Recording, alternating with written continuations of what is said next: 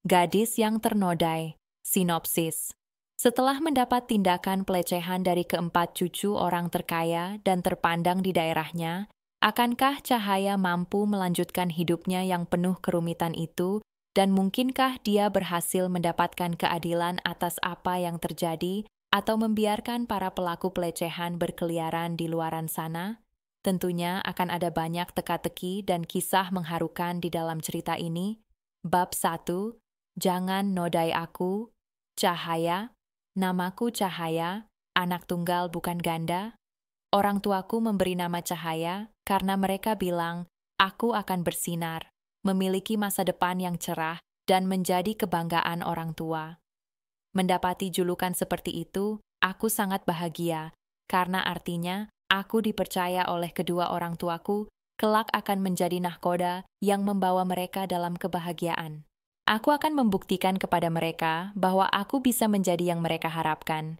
Dimulai hari ini, karena aku baru saja mendapat kabar bahwa aku diterima di salah satu universitas ternama dengan beasiswa full sampai aku lulus.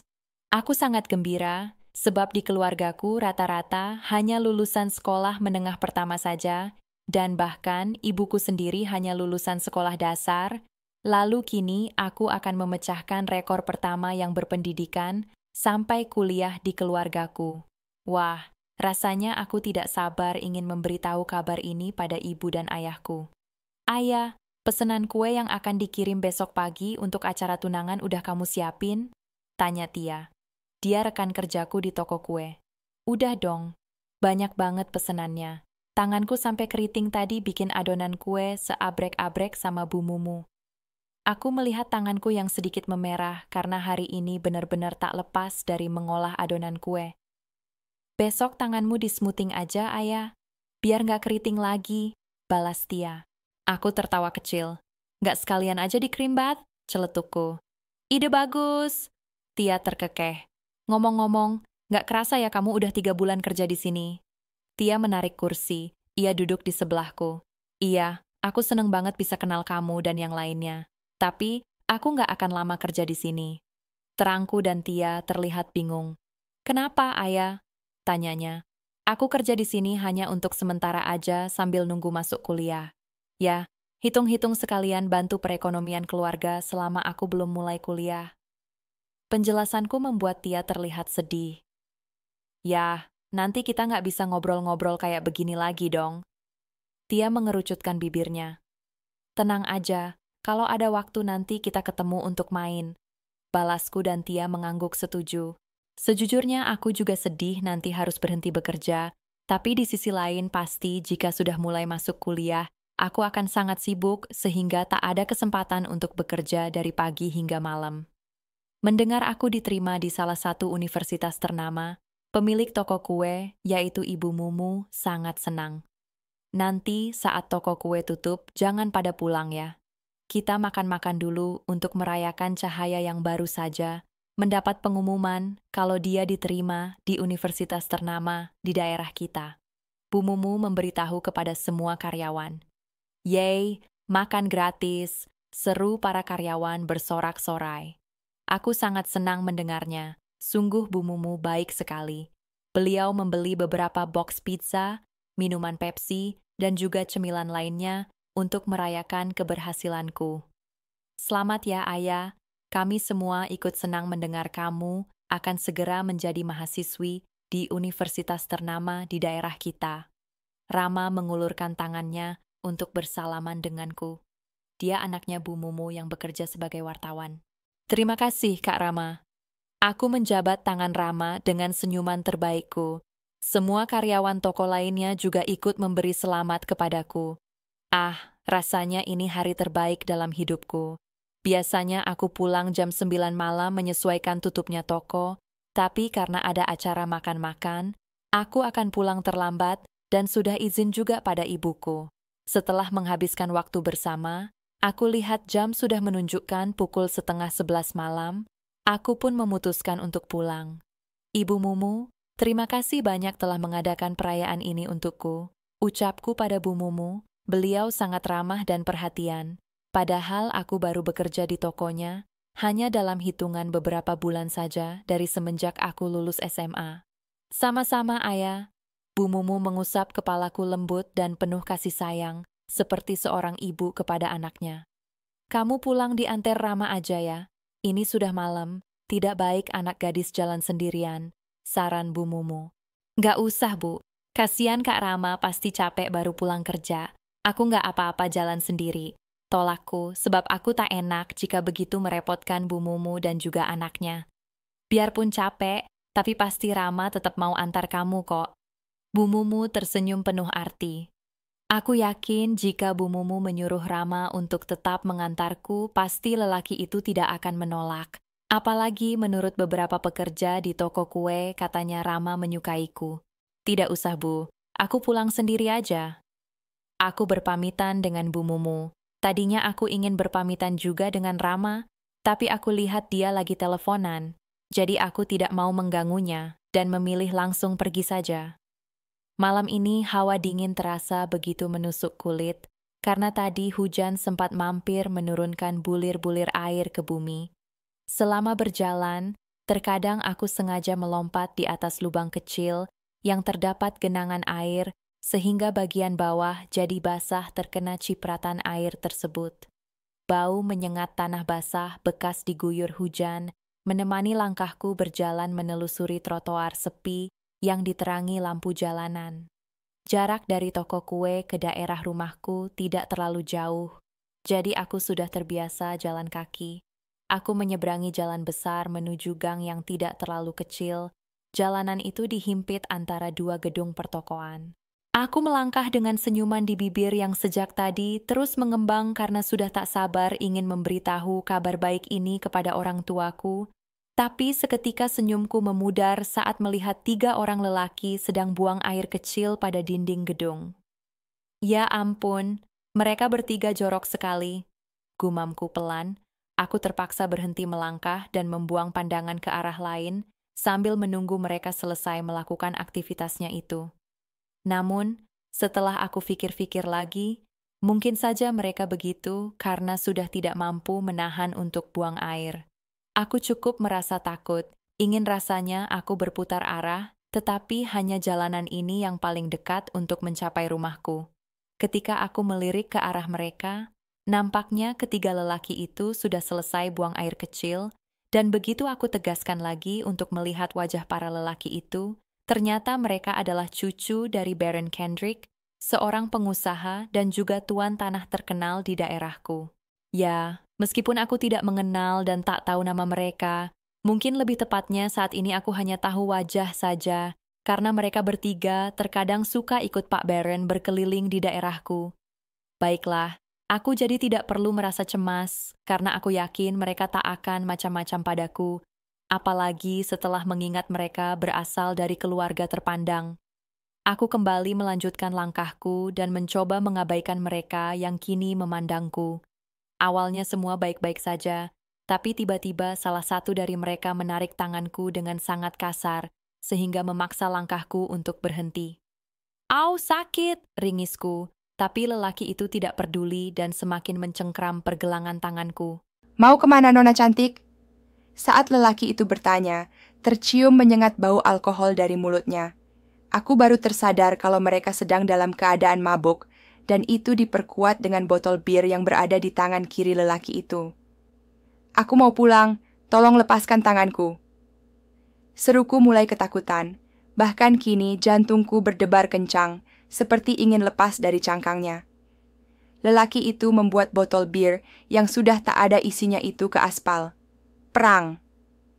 Bunyi pecahan kaca dari botol bir itu memecah kehingan malam dan membuatku semakin ketakutan. "Kumohon, lepaskan aku," pintaku dengan suara gemetar. Lelaki itu tersenyum menyeringai menatapku. Lihatlah, wajah ketakutannya sangat menggoda. Dia bicara pada kedua lelaki yang berdiri di belakangnya. Ya, dia begitu menggairahkan. Ibarat makanan, gadis itu adalah hidangan lezat yang siap disantap, ungkap salah satu di antara mereka. "Jaga ucapan kalian."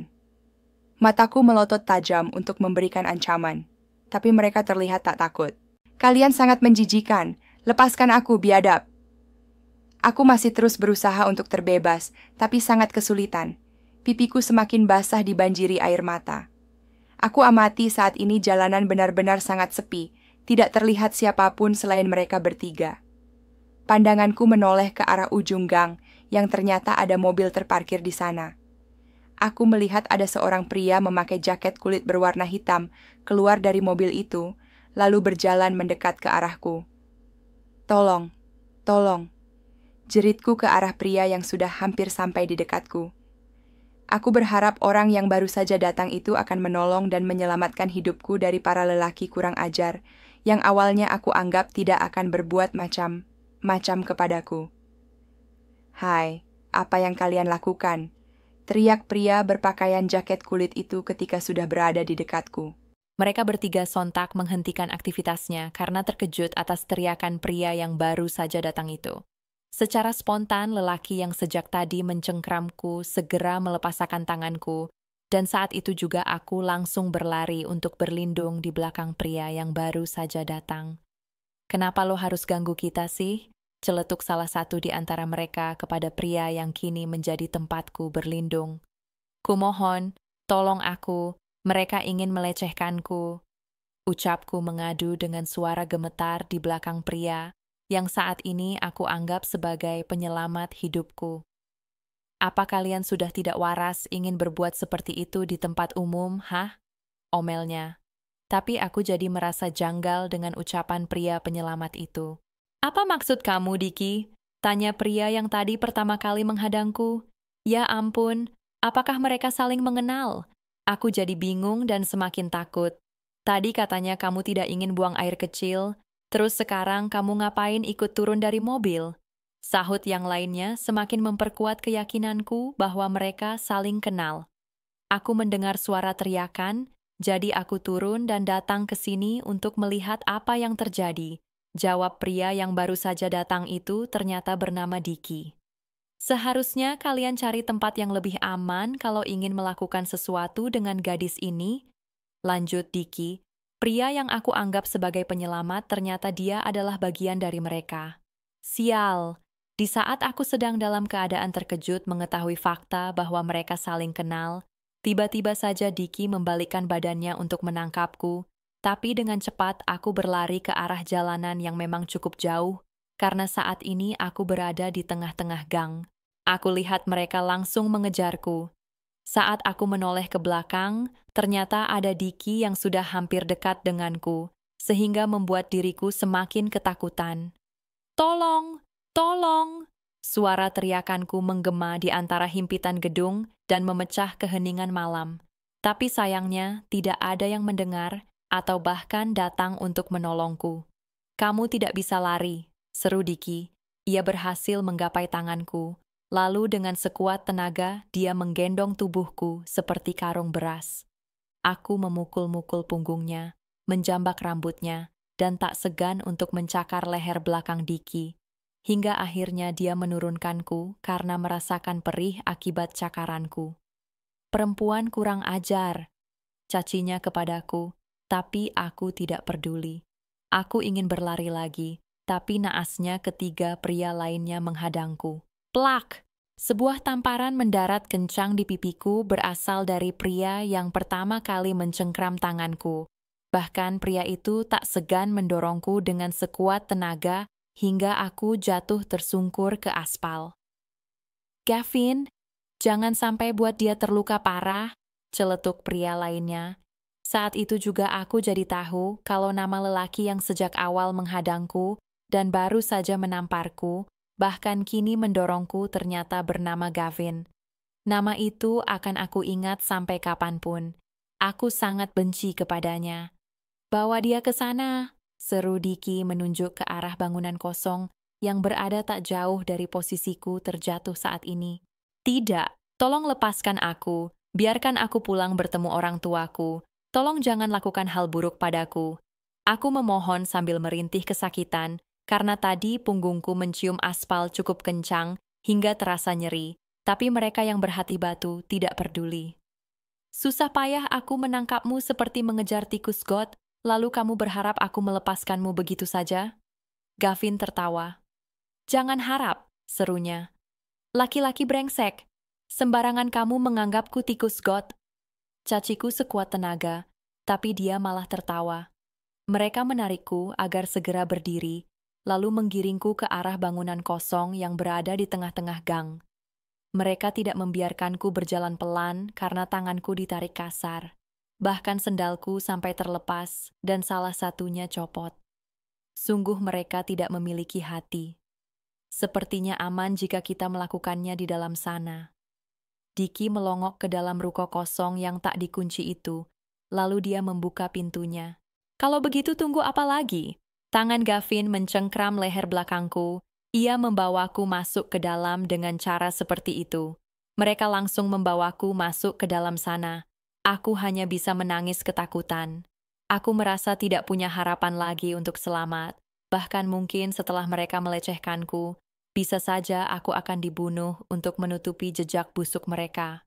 Malam ini aku menyadari bahwa ini adalah titik kehancuranku. Bersambung ke bab 2 ya guys.